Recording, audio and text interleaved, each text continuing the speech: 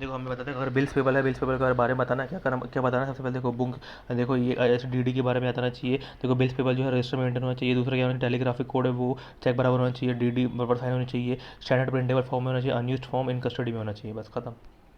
देखो अगर अगर बताए कंटेंजेंट लायबिलिटी में मैनेजमेंट से क्या रिप्रेजेंटेशन लेंगे, तो सबसे पहले ऑफ बैलेंस शीट आइटम में क्या करेंगे, it is accounted in books of account, जो भी procedure as per laid out हो उस सबसे हुआ कि नहीं है। It is supported by proper documents, और सब सारी डिस्क्लोड हो गई कि नहीं हुई, और फाइनेंशियल इफेक्ट बताएंगे एज पर इंडेक्स 29 के हिसाब से।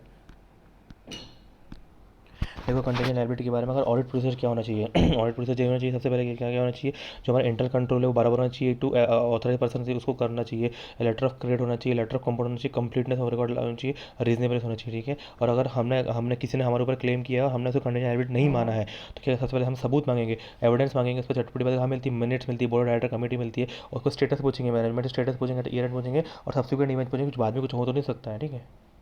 रिपोर्टिंग हमारे ऑडिट रिपोर्ट में क्या है, सबसे पहले नेशनल बैंक अगर रिपोर्ट करेगा, सेंट्रल गवर्नमेंट को रिपोर्ट करेगा, उसको बैलेंस शीट में profit loss true and fair भी देना चाहिए। मतलब क्या चाहिए, balance sheet true and fair भी, balance sheet affair of the bank होनी चाहिए, और एडिक्वेट फॉर द पर्पज होना चाहिए। Profit and loss period cover बराबर होना चाहिए। ठीक है। और मिली कि नहीं मिली, जो भी इन्फॉर्मेशन मिली कि नहीं मिली, ऐसा बोलने का, बोलेगा जो इन्फॉर्मेशन है, जो भी इन्फॉर्मेशन एक्सप्लेनेशन हमने बुलाए हैं वो सेटिस्फैक्ट्री है कि नहीं है, और जो रिटर्न जो हमने बैंक ब्रांच जो रिटर्न्स मंगवाए हैं वो एडिक्वेट है कि नहीं है, और transaction with in the power of the bank है कि नहीं है, और एनी अदर मैटर उसको रिपोर्ट करके चलेंगे।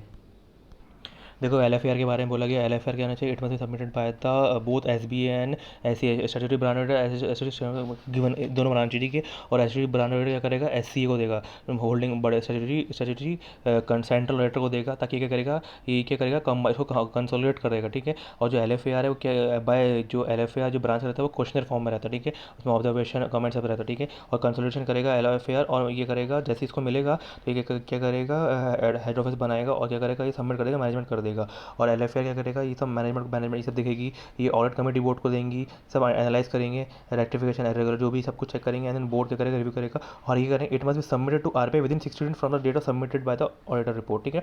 जैसे स्टैट्यूटरी ऑडिटर ने सबमिट कर दिया है, तो उसके 60 दिन के अंदर आरबीआई को पहुंच जाना चाहिए। देखो एक एमसी 2 मार्क्स यहाँ पका लो। अगर फ्रॉड है तो क्या फ्रॉड है, किसी को रिपोर्ट करना पड़ेगा, आरबीआई करना पड़ेगा, चेयरमैन एमडी सीईओ और सेंट्रल गवर्नमेंट को अंडर सेक्शन 146 सेक्शन 12 के हिसाब से। ठीक है। देखो एक और किसी इजी क्वेश्चन इसमें क्या बोला, अगर मेन रिपोर्ट है तो हमें क्या क्या रिपोर्ट देना पड़ेगा, सीधी सी बात है। हम अब क्या करेंगे, इंटरनल ICFR देंगे, LFAR देंगे, SLR शेड्यूल लिक्विडिटी वो बताएंगे, और इंटरनल क्या बोलेंगे, asset income recognition, asset classification बताएंगे, एंड देन बताएंगे ST बस में फ्रॉड माल, ST बस में फ्रॉड मार्क प्रैक्टिस हुआ है और हमने घोषणा जल्दी जल्दी एच में सीरियस इंजरी, सीरियस इरेगुलरिटीज़ है, एंड देन ट्रेजरी ऑपरेशन करने के बाद RBI, एंड देन उसके बाद घोष कमेटी ने जो ये बोला था फ्रॉड और माल चेक करने के लिए वो, और जो जिलानी जलजीरा यानी जलजीरा पिया है जिलानी कमेटी के हिसाब से जो हमने इंटरनल कंट्रोल है वो बताना पड़ेगा। ठीक है। देखो हम क्या करने वाले, कैश चेक करने वाले हैं कॉन्करेंट ऑडिट का। ठीक है। और वाला ऑडिट अलग था, तो कॉन्कर उसका क्या था, सबसे पहले कैश की जॉइंट ऑडिट करना पड़ेगा, बराबर चेक करना पड़ेगा, सेग्रीगेशन ड्यूटी करनी पड़ेगी, और जो पेमेंट हो रहा है वो ब्रांच मैनेजर के हिसाब से होना चाहिए। यहाँ पे क्या बोल रहा है कि कैश कैसा होना चाहिए, सबसे पहले कैश पे कैसा होना चाहिए, हाई वैल्यू रिसीवर पेमेंट जो भी हो रहा है उसको चेक करना पड़ेगा। अब रिसीवर पेमेंट से क्या निकला, inward and outward of cash remittance. ठीक है। उसके बाद जो हाई वैल्यू वैल्यू से क्या निकला, जो भी साइजेबल अमाउंट है उसको चेक करना है, उसको छाती वैसे रख दो, मतलब चेस्ट टेस्ट करना है यार।